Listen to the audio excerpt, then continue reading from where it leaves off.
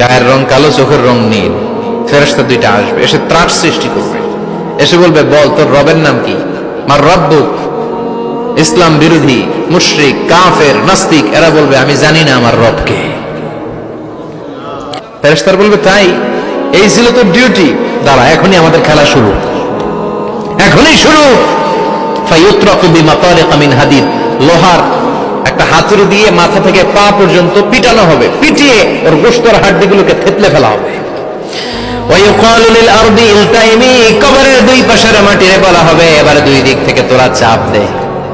চাপ দেয়া হবে, ধাক্কা ধাক্কি করেও সে সুবিধা করতে পারবে না। মাটি আস্তে আস্তে আস্তে আস্তে দেহের দুই দিকে লেগে এমন জোরে দুইটা চাপ দিবে, ফাতাখতালিফা আদলাউহু, তার ডান পাশের পাজরের হাড্ডি বাম দিকে ঢুকে যাবে।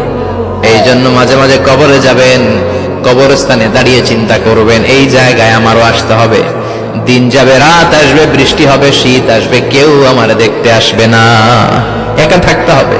ইসলাম বিরোধীদের জন্য প্রশ্ন 3টা, আপনারা যারা মুমিন তাদের জন্য 4টা, আপনাদের জন্য একটা বেশি। আলহামদুলিল্লাহ। কোন কবরে এসে প্রথম প্রশ্ন করবে, মুনকার নাকির যখন চলে আসবে, 40 কদম যখন আত্মীয় স্বজনরা লাশটাকে কবরের মধ্যে দিয়ে 40 কদম চলে যায়, তখনই ফেরেশতা চলে আসে। আহা, শেষ, সব শেষ। এসেই পরীক্ষা শুরু। মার রব্বুক, তোর রবের নাম কি? চিল্লায় বলেন, আমাদের রবের নাম কি? আমরা বলবো, রব্বি আল্লাহ, আল্লাহ আমারে রব। দমে দমে তনু মনে তারি অনুভব, পড়েন, আল্লাহ আমারে রব। তোমার দুনিয়াতে আমি যেদিকে তাকাই, অথই নিয়ামতে ডুবে আছি সবাই।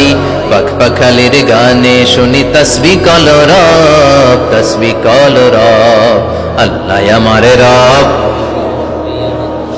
প্রথম প্রশ্ন, তোমার রব কে? আমরা বলবো, আমাদের রব আল্লাহ। দ্বিতীয় প্রশ্ন, ওমা দীনু, তোমার ধর্মের নাম কি? আমরা কি বলবো?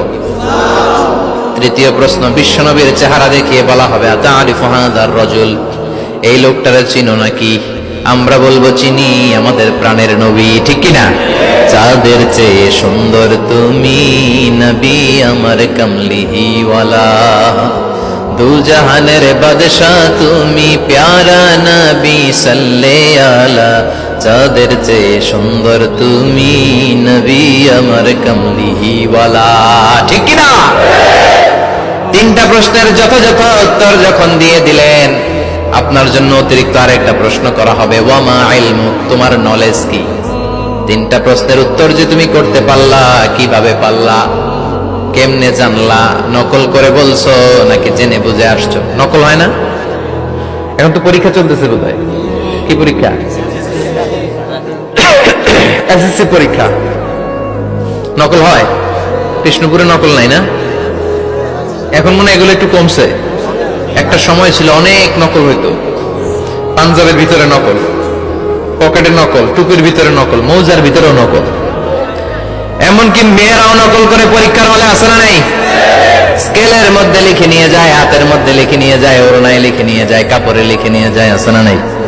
ফেরেশতারা বলবে, নকল করছো নাকি? কেমনে জানলা? 3টা প্রশ্নের উত্তর তুমি কেমনে বললা?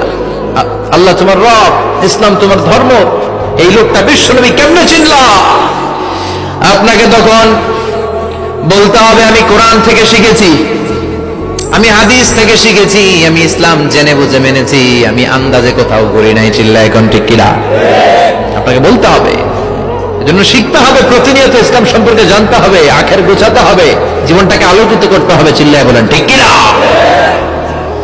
4টা প্রশ্নই যখন হয়ে গেল, ফেরেশতারা বলবে, আহলান ওয়া সাহলান ওয়া মারহাবান বিক, খোশামদেদ, কংগ্রেচুলেশন, খোশামদেদ, কংগ্রেচুলেশন, সব প্রশ্নের উত্তর তুমি পেরেছো। ফায়ুফসাহু লাহু কবরুহু 70 যিরান, আপনার কবরটারে 70 হাত লম্বা করে দেয়া হবে। ওয়ায়ুফতাহু লাহু বাবুন ইলাল জান্নাহ, আপনার কবর থেকে জান্নাতের দিকে দরজা খুলে দেয়া হবে।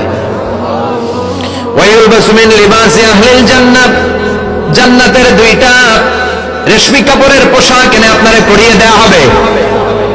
আর বলা হবে, নাম কানাউ মিলা আরুস, ঘুমাও, sleep, you should get some sleep now, তোমাকে লম্বা সময় পাড়ি দিতে হবে, ঘুমাও। কানাউমিল আরুস, যেমনি বর বাসর রাতে আরামসে ঘুম দেয়, বাসর রাতে যেমনি বর কনেকে নিয়ে মধুর ঘুম দেয়, তুমিও ঘুমাও, কেউ তোমার ঘুম ভাঙবে না। মালাক ইসরাফিলের কিয়ামতের জন্য ইসরাফিলের সিংহায় যে ফুৎকার আছে, ওই ফুৎকার ছাড়া কোনো কিছুই তোমার ঘুম ভাঙাতে পারবে না। আলহামদুলিল্লাহ পড়েন। আল্লাহ আমরাও যেন 4টা প্রশ্নের উত্তর দিয়ে লম্বা একটা ঘুম দিতে পারি, পড়ে না আমিন। ওয়াম্মাল কাফির ওয়া আহলুশ শিমাল, আর ইসলাম বিরোধী যারা, তাদের সামনে আসবে মালাকান আসওয়াদান আজরাকান, কৃষ্ণ বর্ণের দেহ, নীলাভ বর্ণের দুটো চোখ, গায়ের রং কালো, চোখের রং নীল। দেখতে কেমন লাগে? আলিফ লাইলার ভূতের মতো। কথা কন। গায়ের রং কালো, চোখের রং নীল। ফেরেশতা দুইটা আসবে, এসে ত্রাস সৃষ্টি করবে, এসে বলবে, বল তোর রবের নাম কি? মার রব্বুক। ইসলাম বিরোধী মুশরিক কাফের নাস্তিক এরা বলবে, আমি জানি না আমার রবকে, আমি জানি না, আমি তো আজীবন শুধু চেয়ার করেছি, মদ খেয়েছি, আমি ধর্ষণে সেঞ্চুরি করেছি দুনিয়ার বুকে, আমি টেন্ডারবাজি করেছি, চাঁদাবাজি করেছি, আমি মাস্তানি করেছি, আমার দাপটে এলাকার ইসলাম প্রিয়রা বাসায় ঘুমাতে পারে না। আমি ছিলাম টেন্ডারবাজ, আমি ছিলাম গডফাদার, সন্ত্রাসীদের লিডার, আমি ছিলাম ডন 1 2 3 সব, আমি ছিলাম ডনের ডন, আমি ছিলাম মাস্তান রংবাজ। রব টব কি আমি তো জানি না। লাদ্রি লাদ্রি, আমার জিজ্ঞেস করো না। আবার প্রশ্ন করা হবে, ওয়ামা দীনুক, তোর ধর্মের নাম কি? বলবে লা আদরি, আমার কোনো ধর্ম নাই, আমার কোনো ধর্ম নাই, আমি শুধু মৌজ মাস্তিতে ছিলাম, আমি আনন্দ ফুর্তি করেছি, ইসলাম নিয়ে আমার মাথা ব্যথা ছিল না, আজীবন ইসলামরে আমি বাস দিয়েছি। চিল্লায় বলেন ঠিক কিনা? ইসলাম বিরোধীদের সাথে ছিল আমার চলাফেরা, আমার সব সাঙ্গ পাঙ্গ ছিল গুন্ডা বদমাশ ইসলাম বিরোধী। রব কি, ইসলাম কি, এগুলো আমি জানি না। আমার এগুলো জিজ্ঞেস করো কেন? ধর্ম কি আমি জানি না, আমি কিচ্ছু মনে করতে পারছি না। 3 নাম্বার প্রশ্ন করা হবে, আতারিফু হাযার রাজুল, দেখো তো এই লোকটারে চিনো কিনা? কয় না, চিনি না, তবে মনে হয় এই লোকটারে দুনিয়ার বুকে আমি গালি দিতাম, এই লোকটার বিরোধিতা করতাম, ব্লগের মধ্যে এই লোকটার ব্যাপারে কুৎসা রটনা করতাম, এই লোকটার কার্টুন বানিয়ে আমি হিংসা ছড়িয়ে দিতাম, এই লোকটার ব্যাপারে আমি এলাকার মধ্যে অপপ্রচার চালাতাম। ফেরেশতারা বলবে, তাই? এই ছিল তো ডিউটি। দাঁড়া, এখনই আমাদের খেলা শুরু, এখনই শুরু। ফায়ুতরাকু বিমাতারিকা মিন হাদিদ, লোহার একটা হাতুড়ি দিয়ে মাথা থেকে পা পর্যন্ত পিটানো হবে, পিটিয়ে ওর গোশতের হাড্ডিগুলোকে থেতলে ফেলা হবে। ওয়ায়ুকালু লিল আরদি ইলতাইমি, কবরের দুই পাশের মাটিরে বলা হবে, এবারে দুই দিক থেকে তোরা চাপ দে। চাপ দেয়া হবে, ধাক্কা ধাক্কি করেও সে সুবিধা করতে পারবে না। মাটি আস্তে আস্তে আস্তে আস্তে দেহের দুই দিকে লেগে এমন জোরে দুইটা চাপ দিবে, ফাতাখতালিফা আদলাউহু, তার ডান পাশের পাজরের হাড্ডি বাম দিকে ঢুকে যাবে, বাম দিকের হাড্ডি ডানে চলে যাবে। বিশ্বনবী বললেন, এই হাতুড়ি দিয়ে পিটানোর শাস্তি, কবরের চাপ দেওয়ার শাস্তি চলতেই থাকবে হাত্তাল কিয়ামা, কিয়ামত পর্যন্ত।